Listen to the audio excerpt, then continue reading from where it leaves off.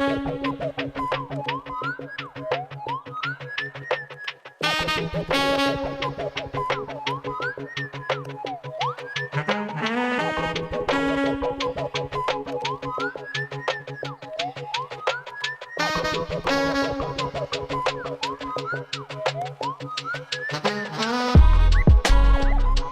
good, y'all? Welcome to Conversation Piece. My name is Patrick Armstrong. I am your host, and this is In Conversation With, our monthly live series that in 2026 will become the show proper, but you're going to have to wait until December to hear more about that. Actually, maybe next month. I might be talking about it. I don't really know yet. We're going to figure it out at some point. It's going to happen. But I am excited to be here with you now in 2025, the year of community, and I am really excited for my conversation today. First, though, a few shout-outs. Got to shout out to Indy Arts Council. They are one of our amplifier sponsors for this event. This month, they are partnering with the Indiana Humanities to celebrate National Arts and Humanities Month, which is in October, that I just learned recently. They are raising awareness of the incredible impact arts and humanities programming has on our region's culture, economy, and quality of life. And they have been awesome supporters of the show and my work. We did an episode together with Maya Mims for WNBA All-Star, which is really cool. So make sure you check out everything that they have going on, and say hi to the people from Indy Arts Council if they are here. Is anybody from Indy Arts Council here? They said they were going to come, and then they said today they may not be here. So that's on record. Anyways, go to indyarts.org, and you can learn more about what cool stuff they have going on this month and this year. I also want to shout out Tomorrow Bookstore. They are one of our giveaway sponsors this month. Jake and Julia hosted the first one of these live shows in May. I did not know it was going to slide that far. And they have also been amazing supporters of this work too. I actually worked there part-time doing events when we first moved back from Indianapolis to Indianapolis, and they opened up. Tonight, they've donated a signed copy of Ross Gay's Inciting Joy, and they've also donated a 1-year membership to the bookstore, which is really cool. Essentially, if you just buy $2 in a month, you are already paying back for the membership, but you don't have to do that this year. You can just have the membership and be a part of all the cool stuff they have going on. So if you're on Mass Ave by the Bottle Works, stop into Tomorrow Bookstore, check them out, and say hi. Okay, got to shout out also Tinker Street, our food partner. They are really awesome people. If you see Jordan Ivory, the GM, or Chef Tyler, say hi, say thank you for the awesome food that we're having tonight. And if for some reason you find yourself out on 16th Street and you're looking for a good meal or maybe a good cocktail, stop in to Tinker Street because they are awesome. They've been partnering with us on these events, and we're going to keep doing them for the rest of this year. And hopefully in 2026, I think we got some cool stuff cooking. So, yes, really excited about that. There's Jordan.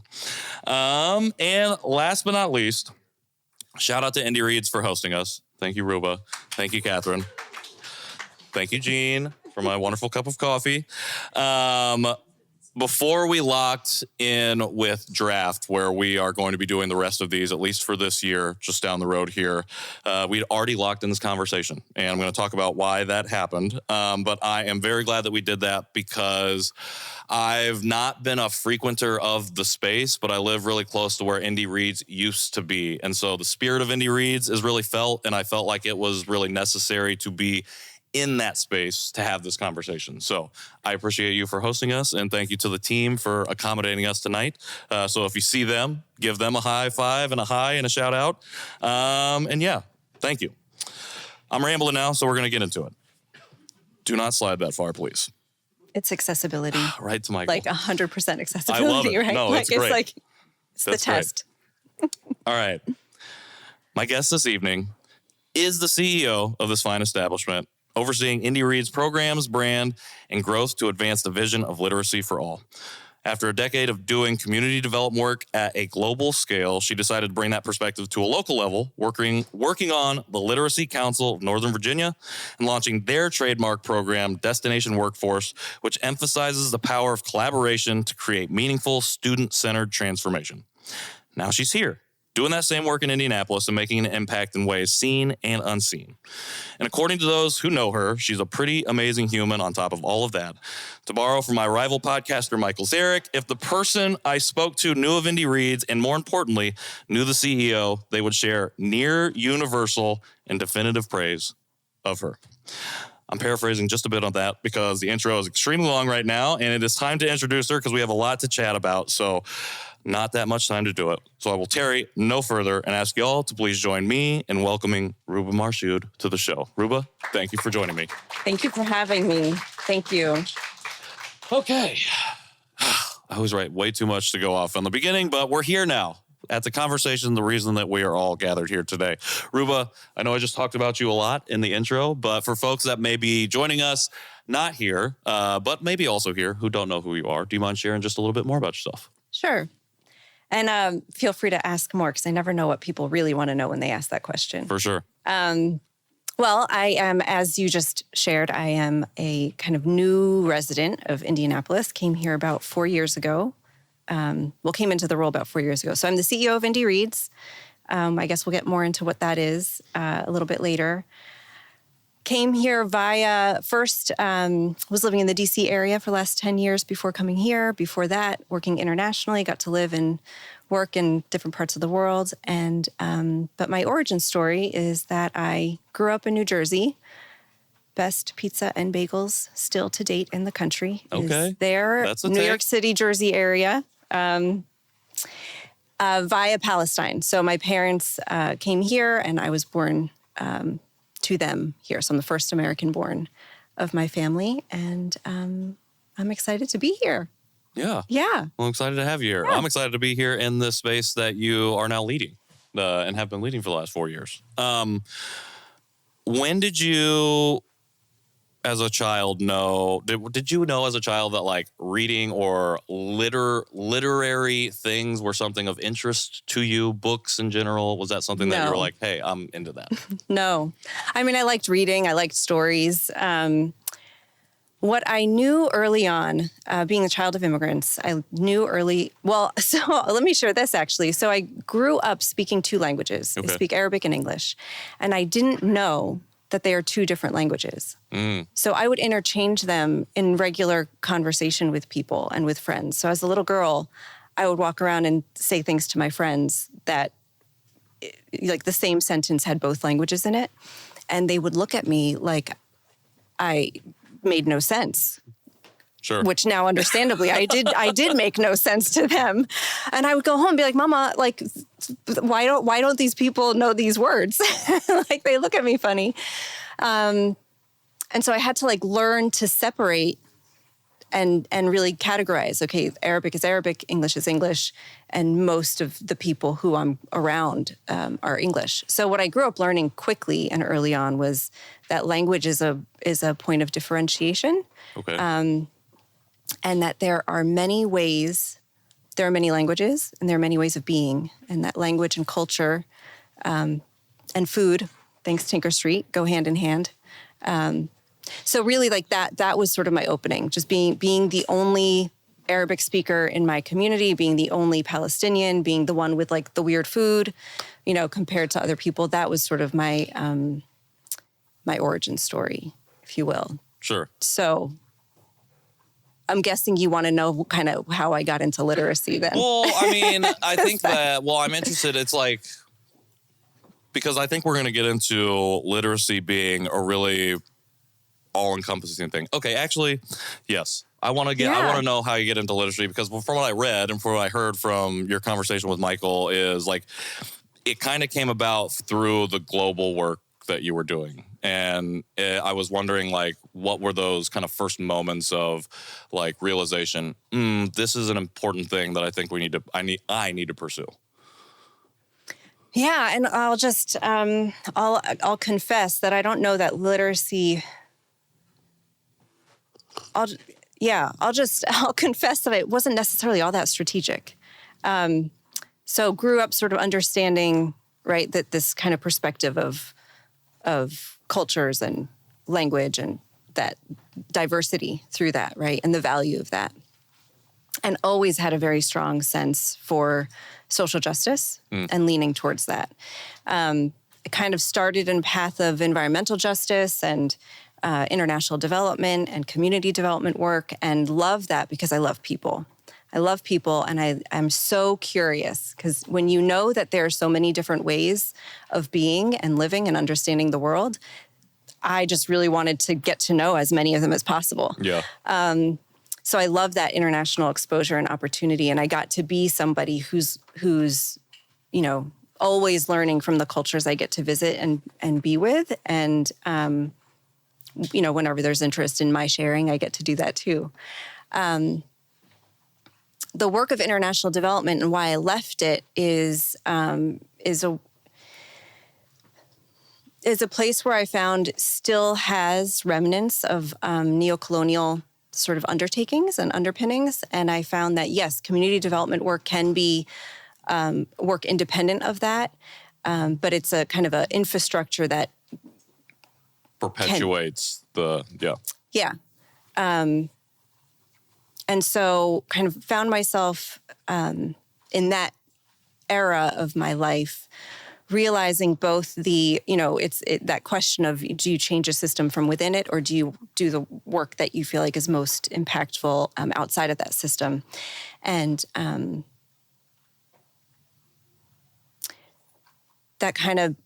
so I left that work international and came back to the States, and I wanted to kind of think global, act local.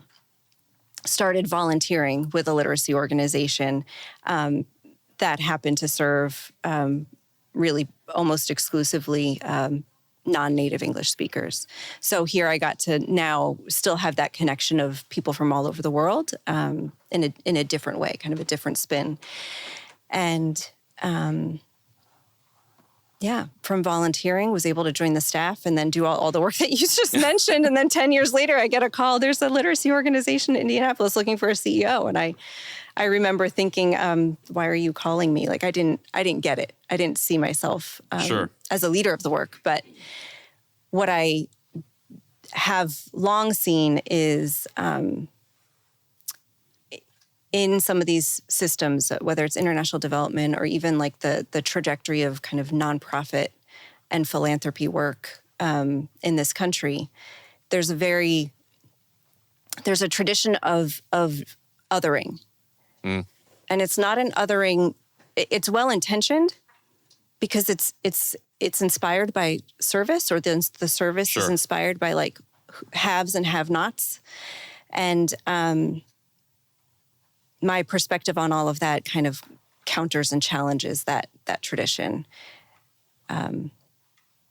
So when I got to work in the field of literacy and got to read some of the research and kind of understand the history of literacy organization, kind of adult literacy work in this country, again saw this othering that happens and saw it as an opportunity to remind us all that we're all in this journey together, and everybody's got something to learn and everybody has something to teach. And if we can shift that lens a little bit, what does that get to mean for our society? If we get to shift that lens from, I have English, you don't have English, I have reading, you don't have reading, and I'm going to give that to you. But if we get to shift it from, I have English, you have Arabic, and consider those on equal footing, what does that get to mean, right? What does that mean to you, to see those things in that way? I think what it means is that we actually get to counter othering. We get to counter the idea of anyone being less than or so radically different. We get to go beyond headlines. Growing up as a Palestinian and being told many things that are not kind or nice or true, and even as being raised by immigrants who wanted to just fit in and not make, we don't want to make other people uncomfortable. Arabic is just in the home. Our Palestinian clothes is for special events. And realizing like, if that comes from fear, that comes from this understanding and this internalized oppression of we're not the same as, and we're not welcome if we show up fully, right? And I think this really does. I think literacy actually does create a real opening to even that playing field and remind us that we're all human and we all have journeys and stories, and we're actually better as a global society for it. I feel like we could just clip that out or end the conversation here, and that would be great. That felt like a great wrap up, and I really loved it. And thank you for sharing all that, because I have a lot that I want to pull out. But I guess where I'm going to start, well, one, I think it makes me think about the way I've been defining what freedom looks like. And so to me, I defined it, I was on a podcast, somebody asked me, and I define it as a world where we lead with love and affirmation and not judgment and fear. And so when you talk about literacy being a way to understand the world, that's kind of what I hear. And when you talk about literacy also being used as a tool of oppression to other or to pit people against each other, that's what I hear. I hear judgment and fear. I don't hear we're going to affirm you and figure out how we can communicate together through other ways that maybe isn't specifically language. Instead, we're going to silo each other. Right. And so I'm going to go. So the reason I wanted to have this conversation was because you said something on this podcast that made me think about my life differently. And so you said, okay, you were discussing Rafat al-Reers, If I Must Die. Yeah. I apologize if I mispronounced that name. And you said, again, I think this is me paraphrasing a little bit. You said, literacy then encompasses all that it means to be human with and for each other. And when you said that, it made me think about my life. So I was adopted from Korea in 1990. I grew up in Rensselaer, Indiana. It's about an hour and a half north of here. White parents, predominantly white community, not very many Asian people around. I looked it up in high school one time. I think it was 0.002%. And I have a younger sister adopted from Korea, not biologically related to me, but part of that 0.002%, I believe. Sure. And I had a positive experience of being adopted, but also experienced a lot of things that made me to wholesale reject my identity as Asian. Like I hated to be Asian. I did not like it. I was very uncomfortable around anything that was Asian. And it extended to a point where when I would watch film or shows or TV and see like an Asian actor, I would not see myself reflected. I would just see like usually a stunt happening. And I'd be like, oh, that's a cool stunt. But I would never think about myself as being like, oh, I could be that. And when you said that, I was like, I think literacy means, I think I was illiterate in the way of understanding this form of media. And not only just this form of media, but also understanding myself as a human being. And then I started to think about my whole life until I was 30, when I had some moments of rupture in my identity and came to quote unquote consciousness and started to go on this journey that's led me to this conversation. And think about how it really wasn't until that point that I even didn't become literate, but became aware that there were other questions that I needed to be asking about my identity, which put me on the path to become literate about who I am as a person, which then extends to all the more things. And so I bring all of that up because I appreciated what you said about understanding the world. I think that was kind of the definition that I was coming to when you said that, and we're referencing this, If I Must Die.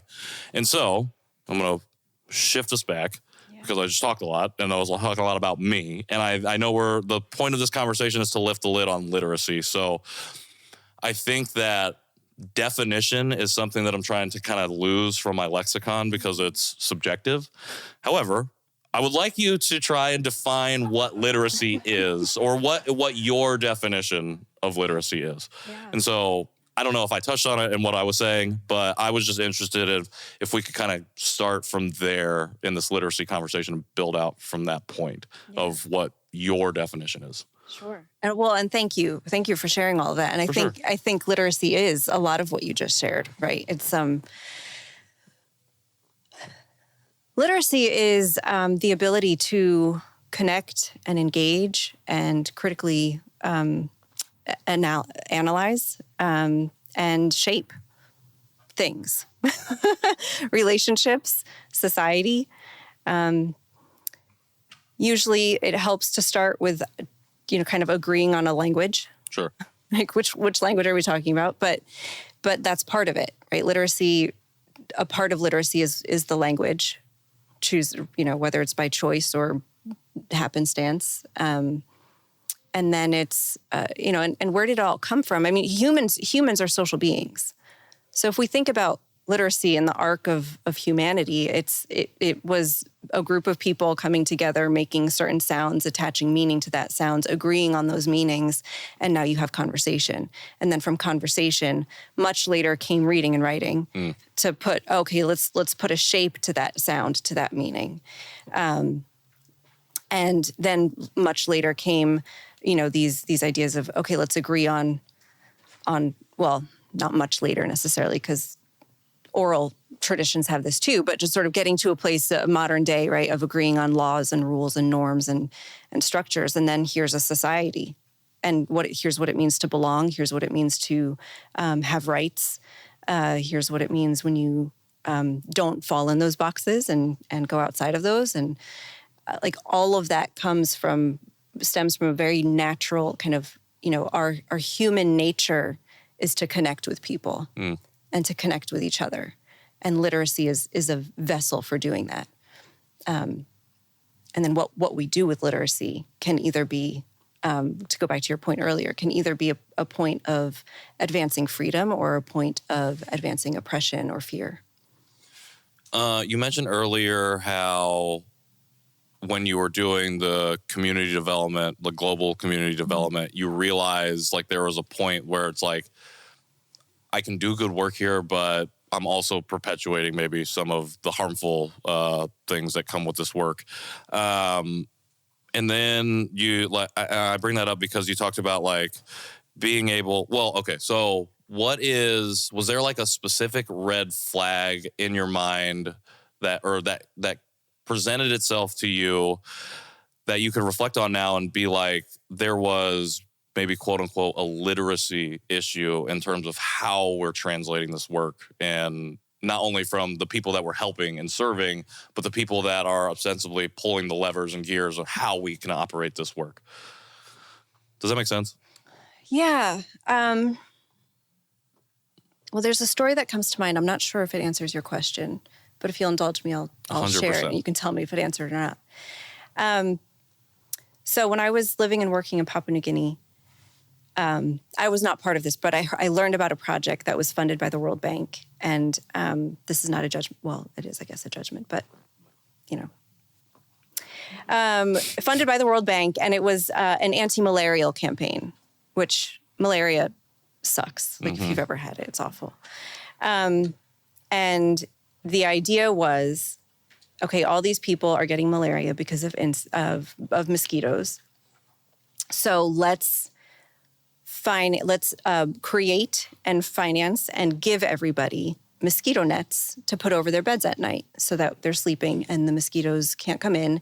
And there's DEET infused in the nets so that it can not just keep the mosquitoes from coming in, but it'll actually kill them. And then that reduces the vessel of transferring the infection and the disease. Cool theory. So this program gave these nets to the people who they saw as people who needed them. The people were not consulted. The people were not engaged in, do you agree? Is this a solution that, it was not a solution driven by the community. And they gave it to the folks, and they happen to be a coastal village, a community that lives on the coast. So what do you do with nets? You fish.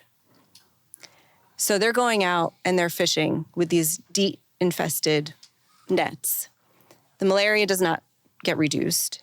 The chemical intrusion into the sea and into the food that then they're later consuming became an issue.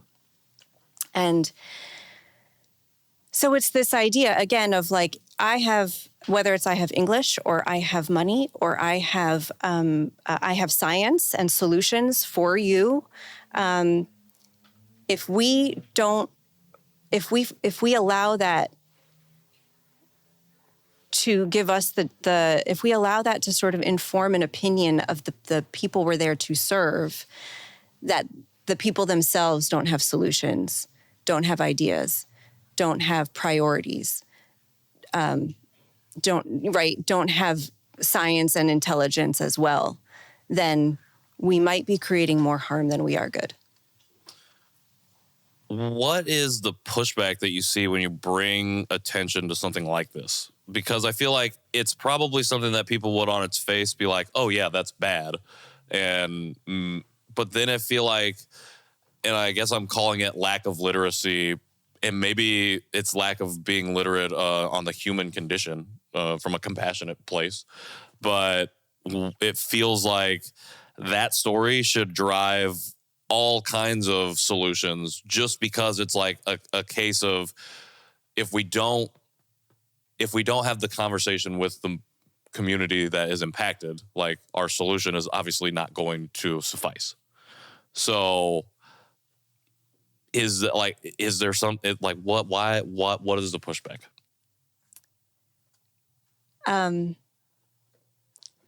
Everyone has an agenda, whether if it's international development work or if it's here, people have an agenda.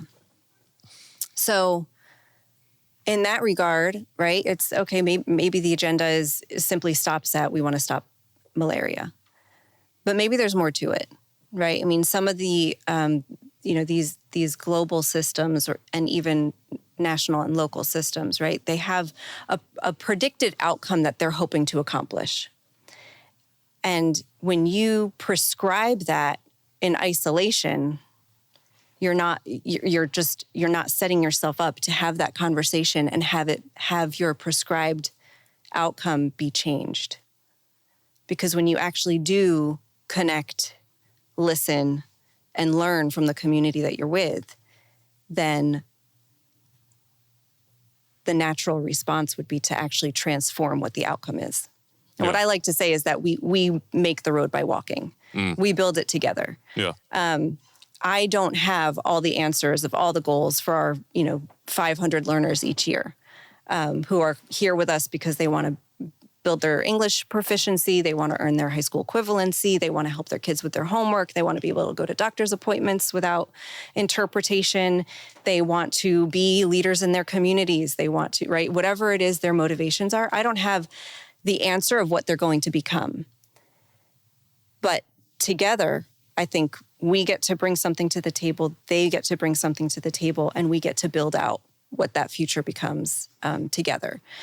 But a lot of work, again, whether it's international or local, doesn't necessarily, like, you have to work to let the outcome be defined through the process. Sure. You have to be patient. You have to be patient, and in nonprofit and international development, all these sectors, like you're seeking funding to do the work, and the funder wants to know, well, what are you going to do with this money? And the funder wants to know its ROI. What's going to be the impact, the return on my investment? And so if you don't have an outcome that makes sense to them, or if you're like, we don't really know what's going to happen. Yeah. It can be really hard. So the pushback, I think, is the system itself is designed and informed both by agenda and kind of funder priorities and strategies. I mean, that makes sense. That's a long way of answering your question. Well, I mean, it's just like, it makes sense because especially here at the end, it's just like, okay, that's capitalism. Like, we're just in capitalism. We're beholden to, at the top, make it make sense for them from like you said, a return perspective. When in reality, like, there are intangible things that you just can't calculate that is hard. Like, it's hard to translate that for folks in that way. How have you found your way around or navigating that conversation with people to translate the intangible? Yeah. I mean, I think it requires first being aware, cognizant of this reality, and then being really intentional and committed to doing what you can to avoid it and to operate counter to it. So first, it's a decision. It is a choice. It takes some creativity, but more than anything, it's conversation. Yeah. So it's connecting with the people who are interested in seeing an ROI, and having a conversation with them and saying, well, this is what you can impact. And this is what it can look like. And it's not necessarily about one specific outcome. Sure. And that doesn't mean that there aren't things that, right? I mean, if you see our impact reports on our website, you're going to see some numbers, you're going to see stories, you're going to see things that, and that's not because because a natural consequence of the work is some tangibles. Right. But honestly, as much as people are willing to listen to me, we just get to have a conversation. Yeah. And then we talk about what's the impact we can do as in partnership together. Whether you're a funder or a volunteer or a student yourself, a patron in our bookstore, right? Like there are so many different ways we can interact and connect to help move and advance literacy for all. What are some of the I don't want to call them hidden, but I guess that's the only word that's coming to my mind right now. What are some of the hidden impacts that people don't really think about when it comes to supporting literacy work? Confidence. I think one of the first things that we hear from our learners, well, there are a couple things that we hear. A couple things that we hear. One is that they often say that they feel seen for the first time at Indy Reads. And we take that really seriously. Like, I take that with like a responsibility. And I think what that means is that at Indy Reads, I think you've heard me say literacy is relational. So you're not just a number. We're not like, oh, here's the next one. Let's get them on the conveyor belt towards, they're level 1. Let's get them to level 2, right? It's not like a transactional approach. And because we are so student-centered, we don't kind of rush people through a process, which is what the funding mechanisms. Sure. Well, they want to see how many people go from 1 to 2, 2 to 3. Right. And so that's the way that the fact that we choose to focus on the student first, the human first, shows up in that way. So people say that they feel seen for the first time. When you feel seen for the first time and you feel safe, as safe as we aspire to create, I know that word is a little sensitive, but welcomed and wanted, we then create a space where we can take risks. We're all learning something. Mm-hmm. I'm still learning English, right? Like we're all figuring it out. So when we start to be able to take risks, we try. Yeah. And when we try and have some success, we build confidence. And when we have confidence, we go out in the world and we show up differently. So we might show up differently for our, in front of our kids' teachers at school. We might show up differently to our neighbors, show up differently at the grocery store. So I think those are some of the hidden things. And also just, literacy, I think, can very easily just be, and I'm looking around, right, can just be narrowly defined as words and the reading and writing of words. But when we can take that a little bit broader and realize it is that connection and it's that comprehension, right? Yeah. Like we're understanding each other and I can critically engage in the information around me. Yeah. Then starts to, when you can do that, you get to have an informed decision about something. Yeah. You get to have a more informed decision of what you're going to do about that something. And agency gets built too.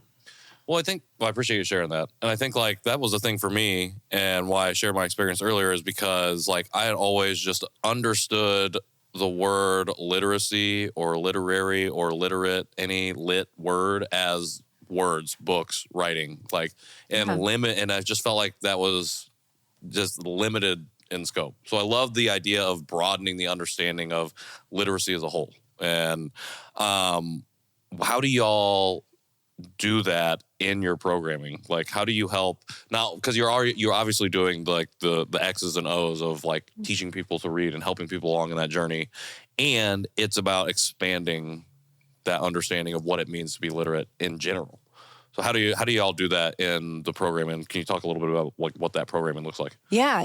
Well, and I'm going to say one of the things I got most excited. So when I got that phone call, 4.5 whatever years ago, there's a literacy organization in Indianapolis looking for a CEO, and why are you calling me? And where's Indiana? And And would I even be welcome in just sort of honestly, right? The necessary urban questions. East Coast perspective that I had of this area and thinking, can I raise my kids here? Can we feel like this is home? Then getting to come visit and coming down to Fountain Square for the first time. First of all, the airport was like the easiest airport I've ever navigated. People are surprised. It All is my friends that come from California easy. are shocked. It was like, wow, if this is a sign of what the rest of the state is going to be like, this is great. We're at a good start. Anyway, so I came down to Fountain Square and came into this space, and we hadn't yet opened. We were moving from Mass Ave. Yeah. And I'm so glad you came here, and I hope you keep coming to this site Definitely will. in Fountain Square. But I got to come in here, and there were still books in boxes. We didn't have shelves up or anything, but there was a stage.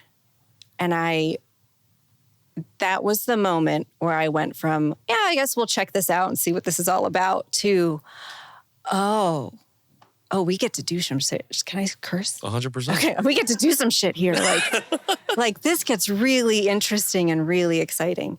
And what I saw was the folks who come. So in the world of adult literacy, adults sign up. You go to a classroom and you learn, right? Whether it's numeracy or that, again, alphabet, grammar, sentence structure, syntax, social studies, whatever it is. At Indy Reads, our learners get to be leaders too. Mm.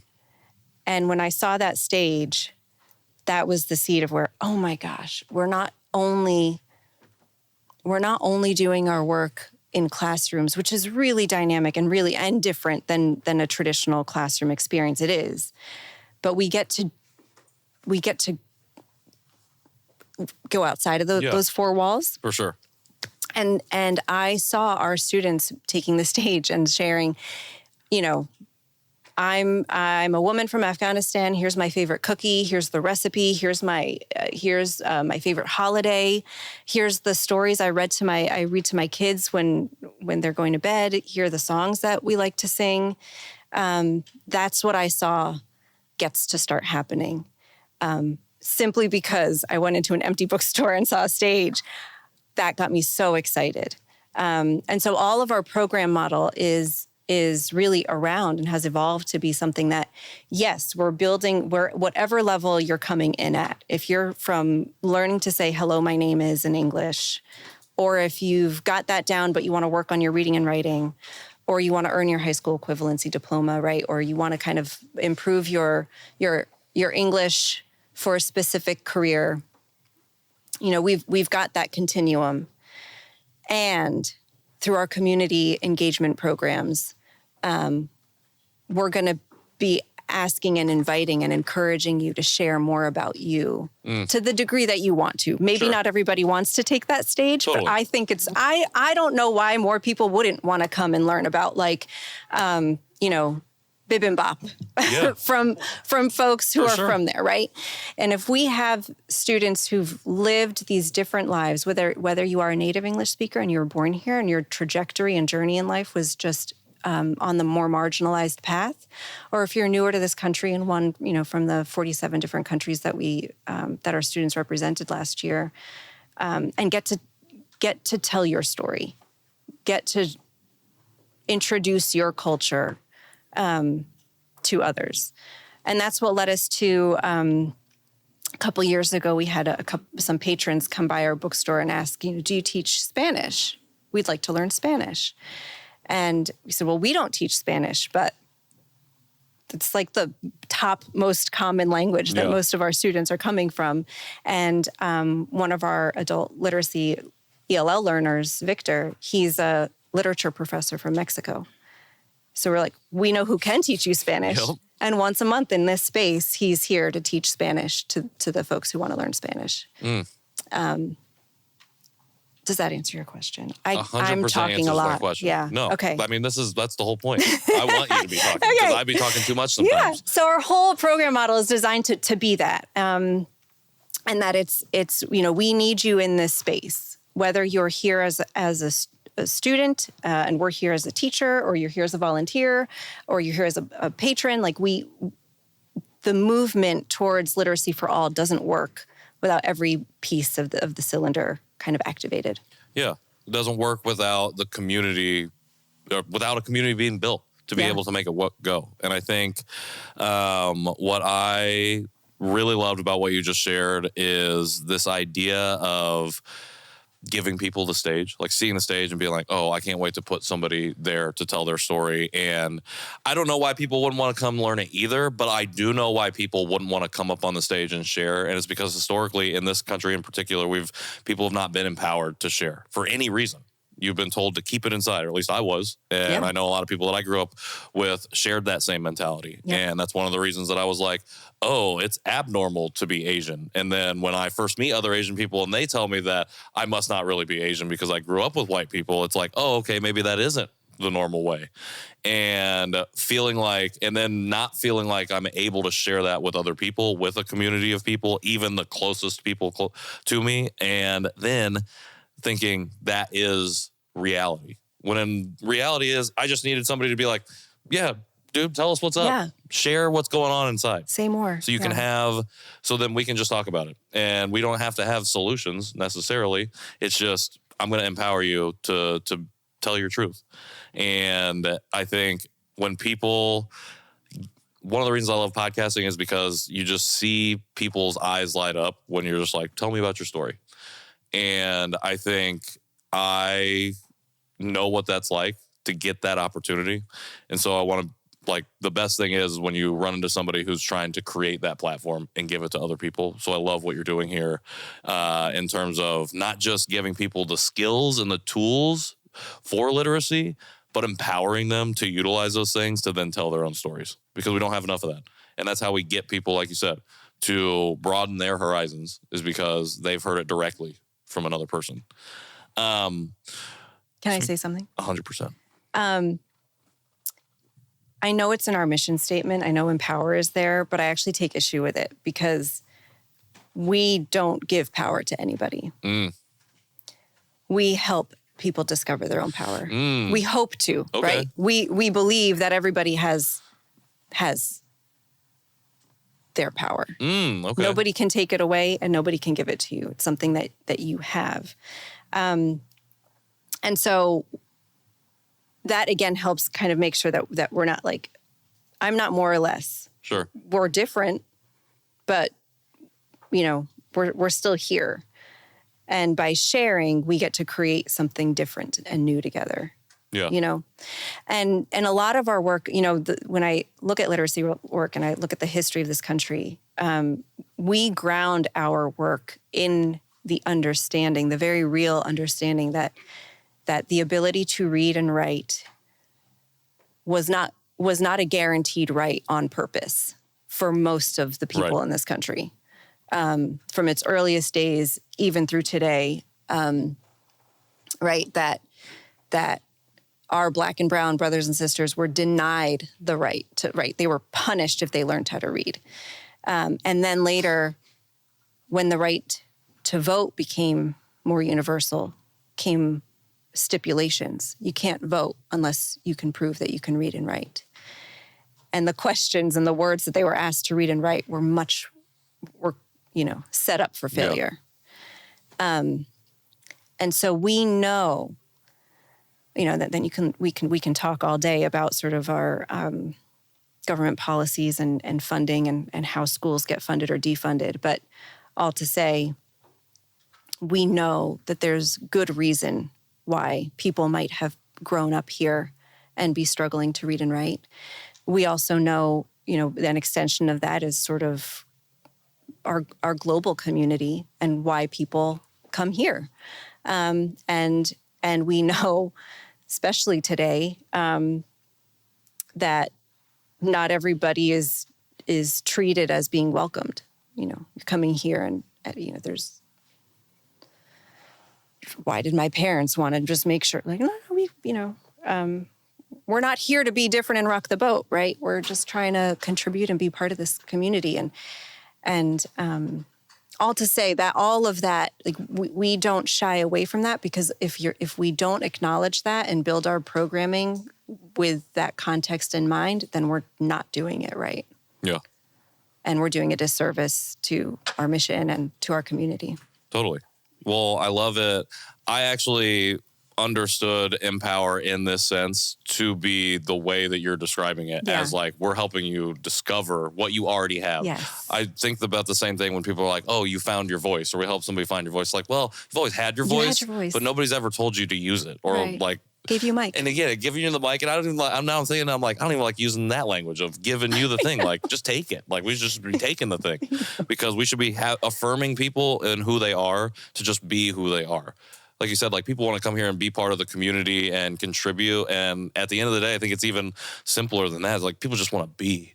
And right now we navigate the world in such a way where people are afraid to be, to just exist. I have a couple more questions before we open it up for questions. One thing, we've been talking about community, so I have to get this in. We have a recurring segment on the show called Give Them Their Flowers, where we ask our guests to shout out a person or persons they feel like right now deserve their flowers. Shout out to Madeline McKinnon and Frida's Flowers for sponsoring this segment for the entirety of the show. But I wanted to ask you, Ruba, if there was somebody or someone or someones that you felt like deserve their flowers at the moment. Oh my gosh, it's such a shift. Okay, so one person. Yeah, you can pick as many people as you want. Okay, I think Jean deserves her flowers. Yes, Jean deserves her flowers. I'm gonna shout out. This might sound selfish. I'm gonna shout out our learners at Indy Reads, the people who decide to show up and allow us to be alongside them in their journey to improve whatever it is that they're, their academic, their language, their engagement. It takes a lot of courage to show up like that, and it takes a huge commitment to stay engaged. And yeah, I want to shout them out. It's not easy. It's not easy to be a grown-up with a family and all these things, and to like make time and effort and dedicate it to bettering yourself and advancing opportunities for yourself and your family. I love it. Shout out to the learners, because they're the leaders. They're leading us in the work that's being done. Yeah, so we get to learn so much from them. I apologize for the tonal shift. I looked at my watch and I'm like, oh, I think I'm a little bit over. I love that you asked that. Have people ask their questions as well. So I'm going to start wrapping it up here. This might be another hard tonal shift back, but okay, I'm ready. I told you that I saw something earlier today that, I don't know, I think I might have told you this. Anyways, I was on the social media apps and I was scrolling, and I got algorithmed a thread that I went to save, and then it refreshed by itself and I lost it. But I wanted to save it because it was like I had an instant reaction, and I think the instant reaction was good, but I also think it speaks to how I used to react to things in the past from a media perspective, from quote unquote illiterate perspective when it comes to that. So kind of want to just get your initial take on just this one sentence thing and maybe unpack it a little bit, and then we'll go from there. So the thread said that the literacy rate in Palestine is 97% and the literacy rate in America is 79%. I saw that and I was like, and then it said, think about that. And I was like, oh, I'm going to think about that. I'm like, that's really interesting. I want to look into that more. Let me save this thing. Then it went away. And then I was like, I'm about to have this question or this conversation. And I want to bring this up because I think people can see that devoid of all context and have many differing reactions. So one, I was wondering kind of what your instant reaction is to that. And two, like, what do you think people maybe, we'll start there. What is like your instant reaction to that particular statement? Well, hell yeah. Statistic? I mean, it's like I knew it. So yeah, for sure. No, but it's an indicator of something, right? It's an indicator of a few things. One is that my parents grew up with a value that was imparted on them by their parents, and they've imparted on me and my brother, which is that, and for over 100 years, Palestine has been under attack as a country, as a people, as a culture. So the value is that so many things can happen to you in life. People can take away your home. They can take away your belongings. They can take away your money. They can take away so much, but nobody can take away your mind.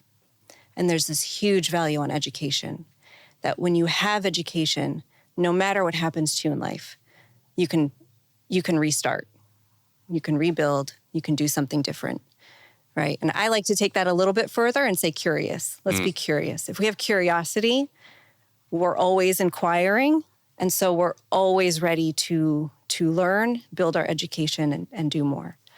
But why, so Palestinians value education. We value life and we value education. And we put a priority on that. And another piece that's in there, and I don't want to get too lost in this, but there are a number of religions represented in Palestine. All three Abrahamic faiths, right? Like, people forget that Jews can actually be Palestinians too. So Christianity, right? Jesus is from Palestine. Christianity, Judaism, Islam all have like a strong connection there. The majority of Palestinians are Muslim, and one of the first word that the Quran tells Muslims. So in the story of Islam, the Quran was revealed to the angel Gabriel, or by the angel Gabriel to the Prophet Muhammad. And the first word was read. The first word from God to the people was read. So I think, Palestinians value education, both because it's a survival, and they value education because they're for the majority, right, their belief system values the power of reading and literacy. I really appreciate you sharing that. Yeah. And I think my only follow-up is one of the reasons I brought it up, because I think, and I said, like, people could have a myriad of reactions. I think one of the reactions that a lot of people in this country would have is most likely the wrong one. And I mean the wrong one in the way of they just will misunderstand what that means, particularly devoid of, like, especially this context that you just laid out. And so I guess my question is, what should people take away from that when they see that? Obviously, I want them to take away everything that you just said. But how do we get to a point where people can't? I guess that is actually probably my question. How do we get to a point where we can take away this additional context that you've shared when we see something like that, instead of feeling like I'm slighted because I'm an American and I don't like this statistic or something like that? Like, I guess that I'm my perspective is colored by the places that I've come from and the people that I've known. Sure. Because and I know that those people will react in this way. And I don't want them to, because I want them to understand this context. So I want to know, how can I help people get to that point? I don't know that I have a perfect answer. Everybody's got their journey. I do believe people can be invited alongside.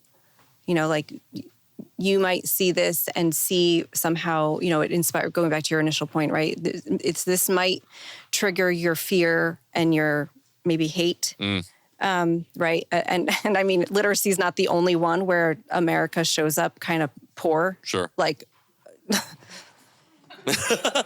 our maternal health, our education, our health system, our prison, right? All of that. So there's, pick one. Sure. Like, we've got work to do. Yeah. So my first, I guess, if someone is just oppositional to accepting our reality, can hold up a mirror. I think, where's that coming from and why? I also think, it's sort of, I'm all for meeting people where they are and inviting them alongside. I'm also not at all for stepping back to catch, to stay where they are. Sure. So that they're comfortable. Like, here's where we are. Sure. And this is what we've got to do. Yeah.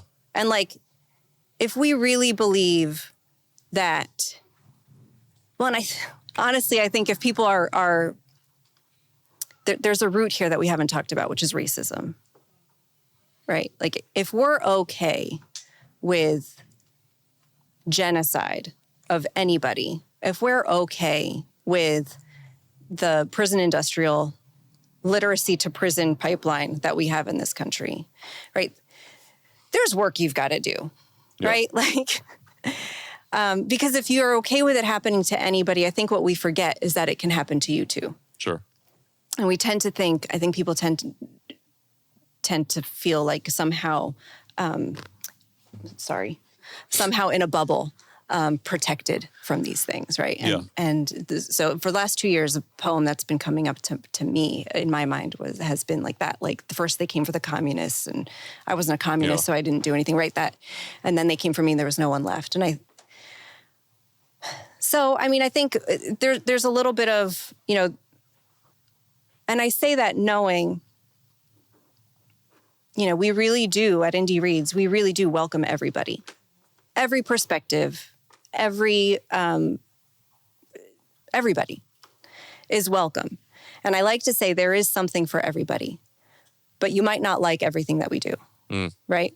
And so whether you come here because you want to find like the cheap books on art history or books on religion or whatever it is, but maybe you're here and you're perusing and you happen to be here when there's a community event with somebody talking about something, like, maybe you'll also pick up something else while you're here. And so I guess it's an invitation, but don't expect us to slow down for you and turn that fear into curiosity. Like, just encourage people to do that. And we can't control anybody's behavior. We can't control anybody's reaction, but we can offer invitations to be curious and to be willing to learn a little bit more. I love it. Be curious, and you're offering the space for people whenever they are entering their space of curiosity, they have a place to come. Yeah. I appreciate you. I appreciate everything you shared here in this conversation. I appreciate you. I feel like we've only just scratched the surface, and I have a lot more questions, but I know other people have questions too. So one last one to wrap it up before we open it up the floor. For people out there that are watching right now that are interested in supporting or want to know where they can find this place that we're sitting in right now, or just interested in helping out the work that Indy Reads is involved in, how do they do that? Let them know. Yeah. Well, our website, indyreads.org. I don't need it. Indyreads.org. You can, if you're local, come by our bookstore. You can support us by shopping. You can support us by volunteering. You can support us by being engaged in any number of different ways. If you're not local and you want to support, you can shop online on our bookstore at Indy Reads Bookshop. Casey's got the website. IndyReads.org/shop. Got it.